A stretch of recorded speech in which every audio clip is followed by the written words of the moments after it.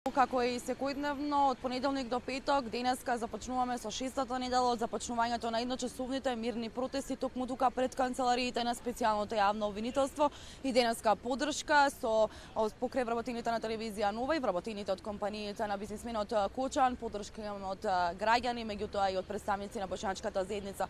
Во овој информативен блок поддршка за работата на телевизија Нова, гостин во овој информативен блок е новинарот од весникот Дневник, госпоѓа Искра Коровашевска. Госпоѓа Искра, ви благодарам најпрво за вашето гостување и за поддршката за работата на телевизија Нова.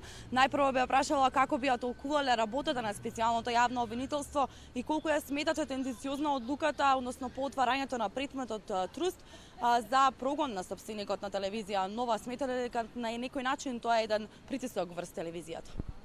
Ќе се обидам се да спакувам во еден одговор.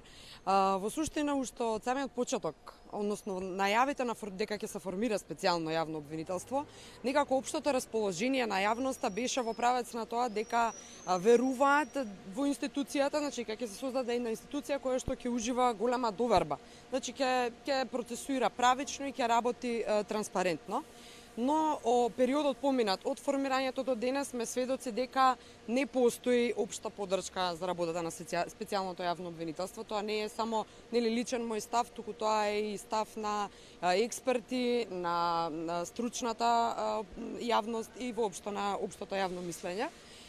Факт е дека со оглед на тоа што постојат бројни критики кои се не може да се занемарат и се секојдневни, значи дека очигледно нешто во начинот на кој што специјалното јавно обвинителство работи не е како што треба. Што ќе рече веројатно дека не се покажа онака како што граѓаните прети се очекува и веруваа дека таа институција така ќе функционира. Затоа не сведочам, значи само моите лични мислења, туку тоа е едно општо јавно мислење. Од друга страна пак, што се однесува до притисокот врз вас како медиум, врз ТВ Нова, која инаку е една од најмодерните телевизии во Македонија во моментот, која располага со врвна опрема и стартуваше и се уште успева некако и покрај сите состојби во кои што се наоѓа и проблеми со кои што се соочи да биде присутна секаде во земјава и надвор на случувањата. Факт е дека не само во земјава, туку и во светот притисоците од институциите од било каков тип врз, макар тоа и да не е директно во случајов ТВ Нова, е притисок врз самиот медиум. Значи сме имале и во минатото случувања каде да речеме управата за јавни приходи имала интервенции своји во медиуми и тоа по дефолт, односно секако значи еден вид на притисок и за вработените и за брендот на медиумот на кој што е опфатен директно или индиректно во процесот. Не би можела да зборувам за она што очекувам, за да не звучам прејудицирачки, но можам да кажам на што се надевам. Се надевам на правична постапка, се надевам на праведен процес и на праведно докажување на вистината. Се надевам дека брзо ќе се извлечете како новинари и како медиум од притисокот во кој што се наоѓате. Се надевам дека ова само ќе биде еден така лош кошмар кој што верувам дека брзо ќе го надминете и со сите ресурси со кои што располагате дека ќе успеете да испливате и пак да бидете како што и сте впрочем, да останете бренд водачки во телевизиското новинарство. Според вас, колку сметате дека специјалното јавно обвинителство на еден начин има една селективна правда и покрај телевизија Нова, дали сметате дека и други медиуми се соочуваат со притисок освен нашата телевизија?